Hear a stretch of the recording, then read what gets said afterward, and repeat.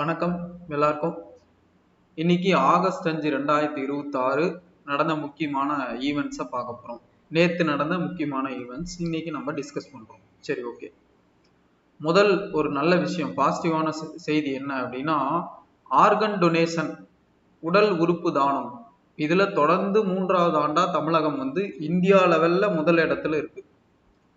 Cadaveric organ donation அப்படிம்பாங்க. அதாவது மூளை சாவு அடைஞ்சதுக்கு அப்புறம் அந்த நபருடைய சொந்தக்காரர்கள் அவரோட உடல் உறுப்புகளை தானமா கொடுத்துருவாங்க. அதான் கெடாவரிக் ஆர்கன் டொனேஷன் அப்படிம்பாங்க. இது நம்மளுக்கு பழக்கப்பட்டதுதான். ஒரு 15 வருஷத்துக்கு முன்னாடி 2011 வாக்குல ஹிதேந்திரன் அப்படின்னு சொல்லி ஒருத்தர் ஒரு டாக்டரோட மகன், அவங்க அப்பா அம்மா 2 பேரும் டாக்டர்.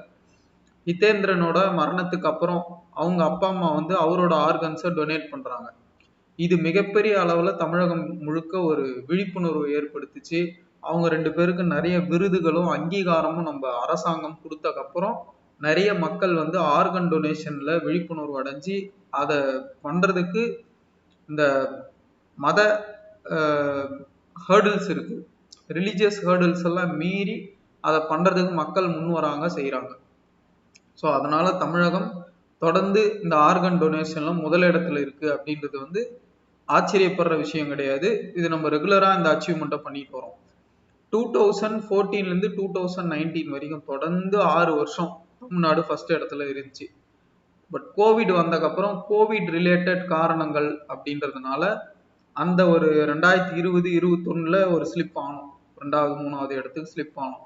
இப்போ அகெயின் நம்ம டாமினன்ஸை ரீகெயின் பண்றோம். டோட்டலா எவ்வளவு ஆர்கன்ஸை டொனேட் பண்ணியிருக்கோம் அப்படின்னா 266 ஆர்கன்ஸ். அதுல இருந்து 1476 ஆர்கன்ஸை நம்ம எடுத்திருக்கோம். சாரி, டோனர்ஸ் 266 பேர்.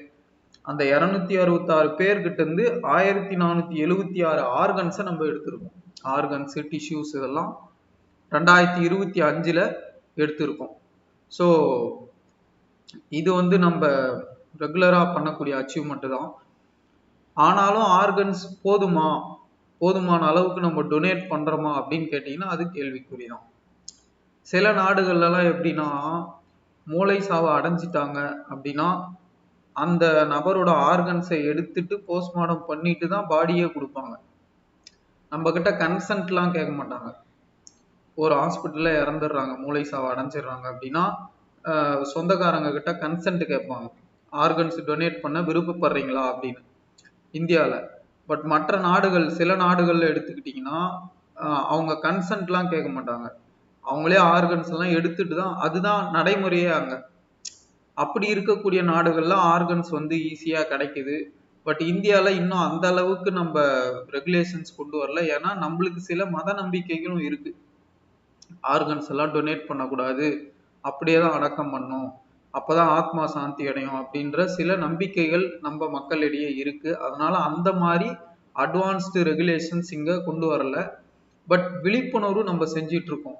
இன்னொரு முக்கியமான விஷயம், ஆர்கன் டொனேஷன் நடக்குது பார்த்தீங்களா. இப்போ நான் எனக்கே மூளை சாவு அடைகிறேன், ஹார்ட்டை இன்னொருத்தருக்கு பொருத்துறோம் அப்படின்னா அந்த அமௌண்ட், அந்த டொனேஷன் பண்றதுக்கான காஸ்ட் அது 50 லட்சத்துல இருந்து 1 கோடி வரைக்கும் செலவாகுது.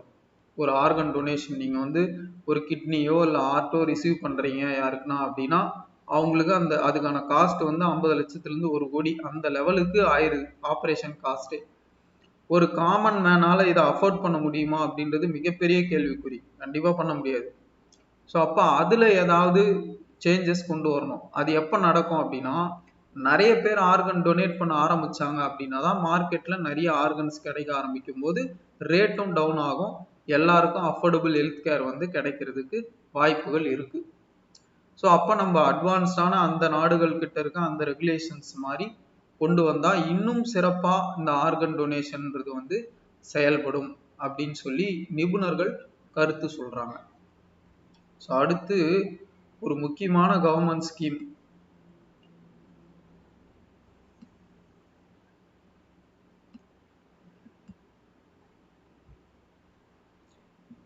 PM formalisation of micro food processing scheme. So இந்த scheme PM formalisation of micro food processing scheme, PMFMPS அப்படிம்பாங்க. ஆக்சுவலா இந்த ஸ்கீம் லான்ச் பண்ணது 29 ஜூன் 2020 லான்ச் பண்ணியிருக்காங்க. இதோட எய்ம் பார்த்தீங்கன்னா அன்ஆர்கனைஸ்டு மைக்ரோ ஃபுட் என்டர்பிரைசஸ் இருக்கு பார்த்தீங்களா, அதெல்லாம் வந்து ஆர்கனைஸ் பண்றது தான் இதோட எய்மே. அது என்ன sir unorganised micro food enterprise அப்படின்னு நீங்க கேட்டீங்கன்னா, ரோட் சைடில் கடை போடுறவங்க, இட்லி கடை, அதுக்கப்புறம் வந்து பானிபூரி, இந்த மாதிரி சின்ன சின்ன ஃபுட் அவுட்லெட்ஸ் இருக்கும், சிக்கன் பக்கோடா, இதெல்லாம் ரோட் சைடில் இருக்கும். சூப் கடை, வெஜ்ஜி சூப்பு, நான்வெஜ் சூப்பு, இதெல்லாம் வந்து ரோட் சைடு கடைங்க. இப்போ இந்த கடைகளுக்கு வந்து அரசாங்கம் மானியத்தில் லோன் கொடுத்து அந்த கடைகளோட வருமானத்தை பெருக்கிறது தான் இந்த PM formalisation of food processing scheme. Micro food processing, food processing அப்படின்றது பெரிய லெவல்லையும் நடக்கும். பாலை நிறைய லிட்டர்ஸ் ஆஃப் பாலை வாங்கி அதை பட்டரா மாத்துறது, நெய்யா மாத்துறது, இந்த அமுல் மாதிரி பெரிய பிராண்ட்ஸ் வந்து பண்ணுவாங்க. அது ஃபுட் ப்ராசஸிங். நம்மளோட ஃபோக்கஸ் வந்து மைக்ரோ ஃபுட் ப்ராசஸிங், சின்ன சின்ன லெவல்ல நடக்கக்கூடிய ஃபுட் ப்ராசஸிங். ஊறுகாய், நீங்க வீட்டில் ஊறுகாய் வியாபாரம் பண்றீங்க, அது ஃபுட் ப்ராசஸிங் தான். அந்த மாதிரி நிறைய இருக்கு. வத்தல் போடுறது, வத்தல் போட்டு அதை பேக் பண்ணி ஆன்லைன்ல விற்கிறது, இந்த மாதிரி நிறைய செய்யறாங்க. இது எல்லாமே ஃபுட் ப்ராசஸிங் தான். இந்த மாதிரி நடக்கக்கூடிய ஃபுட் ப்ராசஸிங் ரிலேட்டட் விஷயங்களுக்கு கவர்மெண்ட் வந்து லோன் கொடுத்து அதை என்கரேஜ் பண்ண போகுது. அதுதான் அந்த ஸ்கீமோட நோக்கம். இது எந்த மினிஸ்ட்ரி கீழே வருது அப்படின்னா, ministry of food processing industries, MOFPI அப்படிம்பாங்க ஷார்ட்கட்ல, ministry of food processing industries. சரி, ஓகே சார். இப்போ இதுல இன்னொரு முக்கியமான ஒரு கான்செப்ட் இருக்கு. இப்போ நீங்க ஒரு ஊர்ல இருக்கிறீங்க, ஃபார் எக்ஸாம்பிள் தென்காசின்னு வச்சுங்க. தென்காசியில இருக்கிறீங்க. தென்காசியிலிருந்து நீங்க இந்த ஸ்கீமுக்குள்ள ஒரு ஃபண்டை வாங்கி நீங்க ஒரு பிஸ்னஸ் பண்ணணும்னு நினைக்கிறீங்க. என்ன ப்ரொசீஜர் அப்படின்னா, முதல்ல நீங்க என்ன பண்ணணும்னா PM formalisation of micro food processing போர்ட்டலுக்கு போகணும். அந்த போர்ட்டலுக்கு போய் உங்களை பதிஞ்சிக்கணும். அதுக்கு முன்னாடி உதயம் ரெஜிஸ்ட்ரேஷன் வாங்க. நீங்க ஒரு MSME கம்பெனி அப்படின்னா நீங்க முதல்ல உதயம் ரெஜிஸ்ட்ரேஷன் பண்ணணும். இதெல்லாம் ½ ஒர்க்கு தான். உங்க பேன் கார்டு, பேரு, இந்த டீட்டெயில்ஸ்லாம் கேட்கும். அதெல்லாம் டகன்னு என்ட்ரி பண்ணீங்கன்னா உங்களுக்கு வந்து உதயம் ரெஜிஸ்ட்ரேஷன் கார்டு நம்பர் வந்து வந்துடும், ஜென்ரேட் ஆகிடும். அதை நீங்கள் எடுத்துக்கணும்.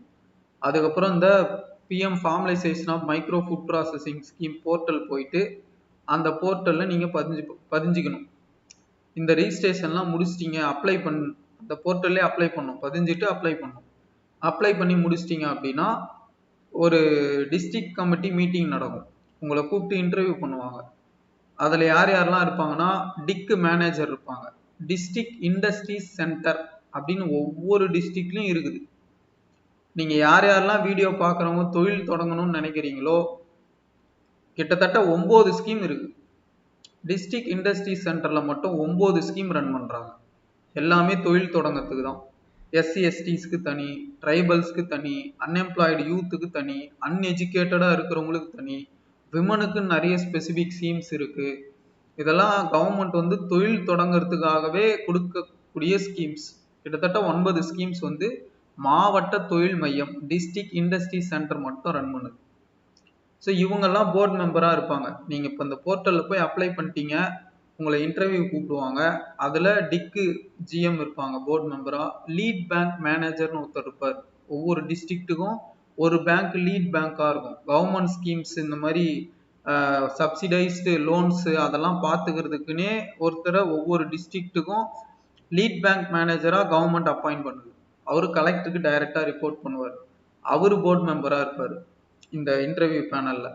அதுக்கப்புறம் வந்து வேறு சில துறைகளை சேர்ந்தவங்களையும் கூப்பிடுவாங்க போர்டு மெம்பராக. ஸோ இவங்கெல்லாம் ஒன்றா உட்காந்து என்ன பண்ணுவாங்கன்னா, உங்களோட அப்ளிகேஷனை பார்ப்பாங்க. நீங்கள் என்னென்னலாம் கொண்டு வரணும் அப்படின்னா, நீங்கள் அப்ளை பண்ணிட்டீங்க, இப்போ இன்டர்வியூக்கு போவீங்க. அதில் என்னென்னலாம் கொண்டு போகணும்னா, உங்களோட ரெக்கார்ட்ஸ், உங்களோட education records, Aadhaar card, PAN card, இதெல்லாம் வச்சு அப்ளை பண்ணணும். அந்த ரெக்கார்ட்ஸை கையில் கொண்டு வரணும் இன்டர்வியூக்கும். அதில் நீங்கள் கூட என்ன சொல்லணும் அப்படின்னா கொட்டேஷன். இப்போ நீங்கள் 5 லட்சம் லோன் வாங்குறீங்க அப்படின்னா அந்த 5 லட்சத்துக்கான கொட்டேஷன் ப்ராப்பராக இருக்கணும். ஃபார் எக்ஸாம்பிள் நீங்கள் பானிபூரி உற்பத்தி பண்ணக்கூடிய அந்த இதை போட போகிறீங்க, யூனிட்டை போட போகிறீங்க. அந்த பூரி இருக்கு பார்த்தீங்களா, அது மட்டும் உற்பத்தி பண்ணக்கூடிய யூனிட். அதுக்கான மாவுகள் வாங்கணும், அந்த மெஷினரி வாங்கணும். அந்த மெஷினரிலாம் எந்த கம்பெனி கிட்ட வாங்குறீங்களோ அந்த கம்பெனி கிட்ட அந்த மெஷின் எவ்வளோ காஸ்ட்டுன்னு ஒரு கொட்டேஷனை கேட்டு வாங்கணும். இதுதான் மெயின். இதை வந்து நல்லா செக் பண்ணுவாங்க வச்சுக்கிட்டு. இந்த கொட்டேஷன் கரெக்டாக உண்மையிலே அந்த கம்பெனி கிட்ட வாங்குறீங்களா பொருள், இதெல்லாம் செக் பண்ணிடுவாங்க. செக் பண்ணிட்டு இவங்க ஓகேன்னு சைன் பண்ணிட்டாங்கன்னா நீங்கள் எந்த பேங்க்ல லோன் கேட்டிருக்கீங்களோ அந்த கன்சர்ன்டு பேங்க்குக்கு இந்த அப்ளிகேஷன் போயிடும். அதுக்கப்புறம் நீங்கள் அந்த பேங்க்குக்கு போய் ஃபாலோ பண்ணணும். பேங்க் மேனேஜர் போய் கேட்கணும், சார் இந்த மாதிரி நான் இன்டர்வியூ அட்டன் பண்ணிட்டேன், ஓகே ஆயிடுச்சு, எனக்கு லோன் கொடுங்க அப்படின்னு நீங்கள் கேட்கணும். சரி, நீங்கள் ஒரு 5 lakhs பானிபூரி யூனிட்க்கு லோன் கேட்குறீங்க, உங்களுக்கு அப்ரூவ் ஆயிடுச்சு, பேங்க் மேனேஜரும் 5 lakhs கொடுத்துட்றாருன்னு வைங்களேன். 5 lakh நீங்கள் கேட்குறீங்கன்னா 10% உங்களோட கேபிட்டல் போடணும்னு வாங்க. அப்போ 50,000 ரூபாய் நீங்கள் கையிலேருந்து போடணும். 10% உங்கள் காசு, 4.5 லட்ச ரூபாய் வந்து உங்களுக்கு லோனாக கிடைக்கும். சரி, ஓகே. இப்போ 3 வருஷம் நீங்கள் பிஸ்னஸை ரன் பண்ணணும். 3 வருஷம் ப்ராப்பராக வட்டி கட்டிட்டு வரணும் மாதம் மாதம். உங்கள் 10% காசை விட்டுருங்க. பேங்க்லேருந்து 4.5 லட்சம் வாங்கியிருக்கீங்களா இந்த பானிபூரி யூனிட்டுக்கு, அந்த 4.5 லட்சத்துக்கு அந்த பேங்க் எவ்வளோ வட்டி போடுதோ அந்த வட்டியை மாதம் மாதம் ப்ராப்பராக 3 வருஷத்துக்கு கட்டிக்கிட்டு வரணும். அதை மட்டும் கரெக்டாக பண்ணிட்டீங்க அப்படின்னா டோட்டல் காஸ்ட் 5 லட்சத்தில் 35% கவர்மெண்ட் சப்சிடியா அந்த பேங்க்குக்கு கொடுத்துரும். அப்போ 5 lakhsல 35% அப்படின்னா எவ்வளோன்னு கணக்கு போட்டுங்க. 10%னா 50,000 இன்டூ 3 போட்டிங்கன்னா 1.5 லட்சம். அப்போ 1.25 லட்சம் ரூபாய். 35%ன்றது 5 லட்சத்துல 1.25 லட்சம் ரூபாவை கவர்மெண்ட் வந்து பேங்க்ல டெபாசிட் பண்ணிடும். 3 வருஷம் நீங்க ப்ராப்பரா கட்டிட்டு வந்தீங்கன்னா இந்த 1.25 லட்சம் ரூபான்றது உங்களோட அசல். 4.5 லட்சம் பேங்க்ல லோன் வாங்கியிருப்பீங்கல்ல, அந்த அசல்ல இந்த 1.25 லட்சத்தை கழிச்சிருவாங்க. அப்ப மீதி இருக்க தொகைக்கு மட்டும் நீங்க வட்டி கட்டினால் போதும். 3 வருஷம் கழிச்சு 3 வருஷம் சின்சியரா பிசினஸ் பண்ணீங்க அப்படின்னா கவர்மெண்டோட இந்த மானியம் உங்களுக்கு ரெடியூஸ் ஆயிடும். பேங்க் லோன்ல இருந்து ரெடியூஸ் ஆயிடும். உங்க கையில காசே கொடுக்க மாட்டாங்க டைரக்டா. நீங்க உங்க ப்ராப்பரா பேங்க் கிட்ட லோனை வாங்கி நீங்க ப்ராப்பரா பிசினஸை ரன் பண்ணணும். கவர்மெண்ட் சப்சிடி உங்க கைக்கு டைரக்டா காசா வராது, அது பேங்க்குக்கு போயிடும். ஸோ ஃப்ராடு, லீக்கேஜ் இதெல்லாம் எதுவுமே இல்லாம ஜென்யூனான பர்சன்ஸ்க்கு இந்த ஸ்கீம் போகணுன்றதுனால தான் இதை செய்யறாங்க. அதே மாதிரி ஒவ்வொரு டிஸ்ட்ரிக்ட்டுக்கும் 1 district 1 ப்ராடக்ட்னு இருக்கு. இந்தியாவில் இருக்கக்கூடிய ஒவ்வொரு டிஸ்ட்ரிக்ட்டுக்கும் ஒரு ப்ராடக்ட் ஸ்பெஷல். நீங்க எந்த டிஸ்ட்ரிக்ட்ன்றத முதல்ல பார்க்கணும். பார்த்துட்டு அதுல என்ன ப்ராடக்ட் ஸ்பெஷலோ அது ரிலேட்டட் பிஸ்னஸ் நீங்க ஸ்டார்ட் பண்ணா மட்டும்தான் உங்களுக்கு இந்த லோன் வந்து ஈஸியா கிடைக்கும். இதான் ப்ரொசீஜர். இப்போ நான் இருக்கிற இந்த தென்காசி எடுத்துக்கிட்டீங்கன்னா அங்க ஊறுகாய் தான், இங்க 1 district 1 ப்ராடக்ட். அப்போ நான் ஒரு பிஸ்னஸ் ஸ்டார்ட் பண்ணுறேன் அப்படின்னா நான் ஊறுகாய் ரிலேட்டடாக ஸ்டார்ட் பண்ணுவேன். லெமன் ஊறுகாய், இங்கே லெமன் வந்து நிறைய கிடைக்கும். புளியங்குடி இந்த சைட்லாம் பார்த்தீங்கன்னா லெமன் நிறைய கிடைக்கும். அதை டார்கெட் பண்ணி தான் அவங்க லெமன் ஊறுகாய்ன்ற அந்த இதை வந்து தென்காசி கொடுத்துருக்காங்க. அப்போ அது ரிலேட்டட் பிஸ்னஸ், நான் ஊறுகாய் செஞ்சு அதை ஃபாரினுக்கு எக்ஸ்போர்ட் பண்ணுறேன் அப்படின்ற மாதிரி ஏதாவது பிஸ்னஸ் ஸ்டார்ட் பண்ணுறேன் அப்படின்னா எனக்கு இதில் லோன் வந்து ஈஸியாக கிடைக்கும். ஆனால் ஜென்யூனாக இருக்கணும். உண்மையாக அந்த பிஸ்னஸ் நோக்கத்துக்காக நான் அதை செய்யணும். நான் அந்த காசை வாங்கி இன்வெஸ்ட் பண்ணுறதோ வேற ஏதோ பண்ணுறதோன்னு சொல்லி போகக்கூடாது. ஸோ ஜென்யூன் அப்ளிகேஷன்னா கண்டிப்பாக உங்களுக்கு லோன் கிடைக்கக்கூடிய வாய்ப்புகள் இருக்குது. இதுதான் வந்து டீட்டெயில்டான ப்ரொசீஜர். நீங்கள் எப்படி லோன் வாங்கணும். முதல் ஸ்டெப்பு உதயம் ரெஜிஸ்ட்ரேஷன். அடுத்து இந்த PM formalisation of micro fund processing scheme போர்ட்டலுக்கு போய் அப்ளை பண்ணணும். அதில் கொடுத்த டாக்குமெண்ட்ஸை வச்சு இன்டர்வியூ கூப்பிடுவாங்க, இன்டர்வியூ அட்டன் பண்ணணும். அதில் யார் யாரெல்லாம் போர்டு மெம்பர்ஸ்ன்னு சொல்லிட்டேன்.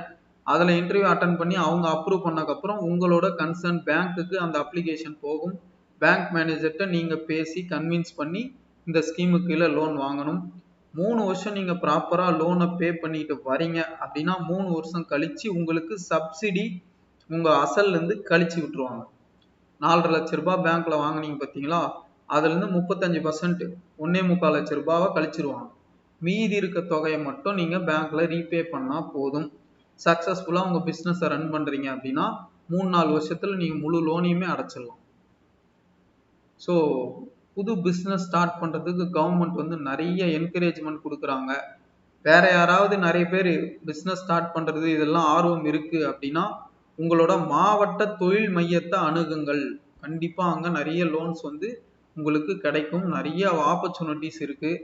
அதெல்லாம் வந்து யூஸ் பண்ணிக்க பாருங்கள். இது ஒரு விழிப்புணர்வாக கூட எடுத்துங்க. ஏன்னா மாவட்ட தொழில் மையத்தை பற்றி நிறைய பேருக்கு தெரிய மாட்டேங்குது.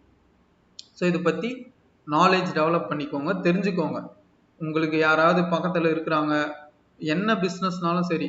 ஃபார் எக்ஸாம்பிள் இந்த ஆட்டோ ரிக்ஷா, காரு, கேப் டிரைவராக போகிறாங்க, டாக்ஸி டிரைவராக இருக்கிறாங்க, இந்த மாதிரி வெஹிக்கிள் வாங்குறாங்க, ஹெவி வெஹிக்கிள் வாங்குறாங்கன்னா 35% சப்சிடியோட கவர்மெண்ட் வந்து எஸ்சி எஸ்டிஸ்க்கு லோன் கொடுக்குது. வெஹிக்கிள் சப்சிடினே கொடுக்குறாங்க. அது எங்கே நீங்கள் அப்ளை பண்ணணும்னா அதுவும் டிக்கில் தான். மாவட்ட தொழில் மையம். உங்கள் ஃப்ரெண்டு யாரோ இந்த கேப் ஓட்ட போகிறாரு வாங்கி அப்படின்னா நீங்கள் அவருக்கு வந்து இந்த மாதிரி ஸ்கீம் இருக்குது, எஸ்சி எஸ்டிஸ்க்கு 35% சப்சிடியோட லோன் கொடுக்குது கவர்மெண்ட்டு, மாவட்ட தொழில் மையத்தை போய் அப்ளை பண்ணு அப்படின்னா அவங்க போய் அப்ளை பண்ணுவாங்க. ஸோ இதை உங்கள் ஃப்ரெண்ட்ஸ்க்கு தெரிஞ்சவங்களுக்கும் பகிர்ந்துக்குங்க, பயனுள்ளதாக இருக்கும். ஓகேவா? ஸோ இந்த மாதிரி டெய்லி இம்பார்ட்டன்ட் கரண்ட் அஃபேர்ஸ்க்கு நம்ம சேனலை சப்ஸ்கிரைப் பண்ணிக்கோங்க. நான் வளவலன்னுலாம் கரண்ட் அஃபேர்ஸ் கொண்டு போக மாட்டேன். ஏன்னா தேவையில்லாத கண்டென்ட், கரண்ட் அஃபேர்ஸை பொறுத்த வரைக்கும் தேவையில்லாத கண்டென்ட் நிறைய ஃப்ளட் ஆயிருக்கு. நீங்கள் அந்த ஃப்ளட்டுக்குள்ளே மூழ்கிடக்கூடாது. என்ன சார் 2 டாபிக் போதுமா ஒரு நாளைக்கு அப்படின்னா 30 நாளைக்கு 60 டாபிக் ஆயிடுச்சு, 90 நாளைக்கு 180 டாபிக் ஆயிடுச்சு.